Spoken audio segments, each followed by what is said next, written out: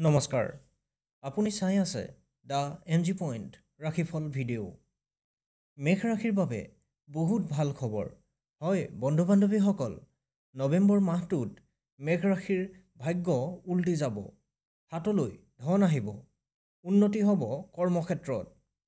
কি হ'ব কেনেকৈ হ'ব ভিডিঅ'টো স্কিপ নকৰাকৈ চাই থাকক বলকচোন তেন্তে ভিডিঅ'টো আৰম্ভ কৰোঁ নৱেম্বৰ মাহটোত মেঘ ৰাশিৰ বাবে অৰ্থনৈতিকভাৱে যথেষ্ট উন্নতি হ'বলৈ গৈ আছে হয় বন্ধু বান্ধৱীসকল গুৰু অৰ্থাৎ বৃহস্পতি মেঘ ৰাশিৰ দ্বিতীয় ঘৰত শুভ দৃষ্টি দি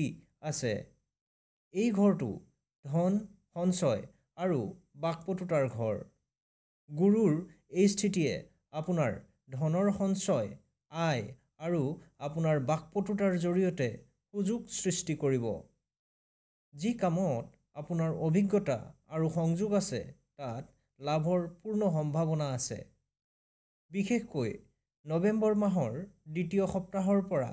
এই প্ৰভাৱ দেখা যাব দীৰ্ঘদিনৰ কষ্টৰ ফল লাহে লাহে আহিবলৈ আৰম্ভ কৰিব বিশেষকৈ যিসকলৰ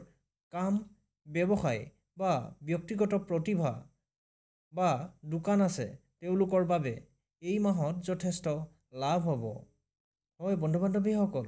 যিসকলৰ ব্যৱসায় বা ব্যক্তিগত প্ৰতিভা আছে বা দোকান আছে তেওঁলোকৰ বাবে এই মাহটোত যথেষ্ট ধনৰ লাভ হ'ব বুলি কোৱা হৈছে বন্ধু বান্ধৱীসকল আপুনিও মেঘ ৰাশিৰ নেকি যদি আপুনি মেঘ ৰাশিৰ হয় তেন্তে হৰ হৰ মহাদেৱ নিশ্চয় লিখিবলৈ নাপাহৰিব বন্ধু বান্ধৱীসকল বুধ গ্ৰহে 10 নৱেম্বৰৰ পিছত লাভৰ ঘৰত প্ৰৱেশ কৰি আপোনাৰ নতুন কাষ্টমাৰ সংগঠন বা সহযোগীৰ সৈতে সংযোগ কৰাই দিব যিসকল উদ্যোগী বা ব্যৱসায়ী তেওঁলোকৰ বাবে নতুন লাভৰ দুৱাৰ খুলিব লগতে যদি আপুনি অনলাইনত কাম কৰে তেন্তে যথেষ্ট লাভ দিব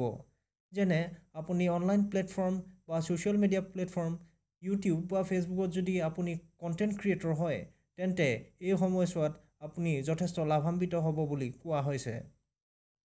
চাকৰিজীৱীসকলৰ ক্ষেত্ৰত প্ৰশংসা বোনাছ আৰু সৰু পদোন্নতিৰ সম্ভাৱনা আছে কৰ্মক্ষেত্ৰত আগৰ কঠোৰ পৰিশ্ৰমে যথেষ্ট ফল দিব বন্ধু বান্ধৱীসকল যদি আপুনি চাকৰি কৰি আছে তেন্তে চাকৰি ক্ষেত্ৰত আপোনাৰ কৰ্মক্ষেত্ৰত আপুনি জ্যেষ্ঠজনৰ পৰা প্ৰশংসা নিশ্চয় লাভ কৰিব বোনাছ পাব পাৰে বা সৰু পদোন্নতিও হ'ব পাৰে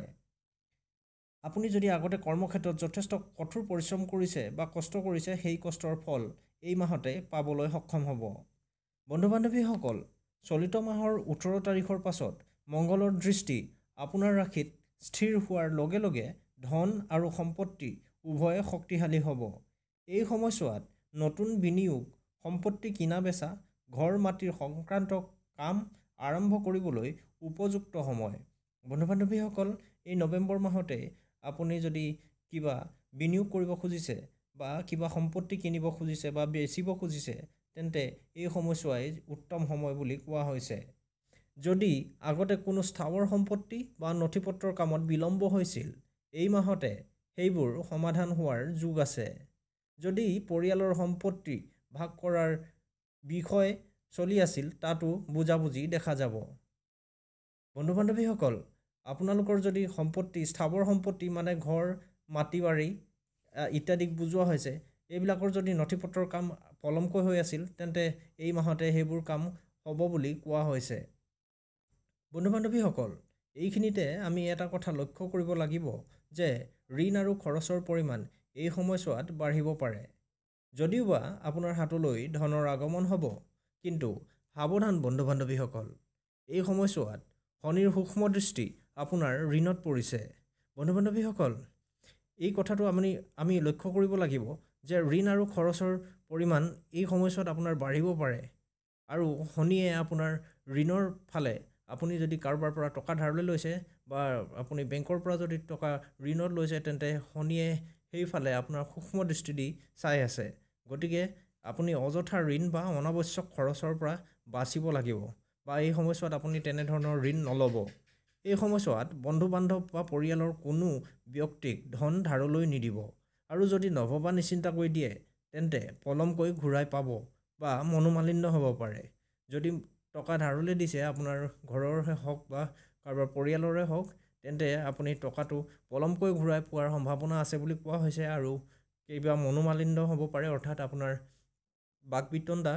হ'ব পাৰে।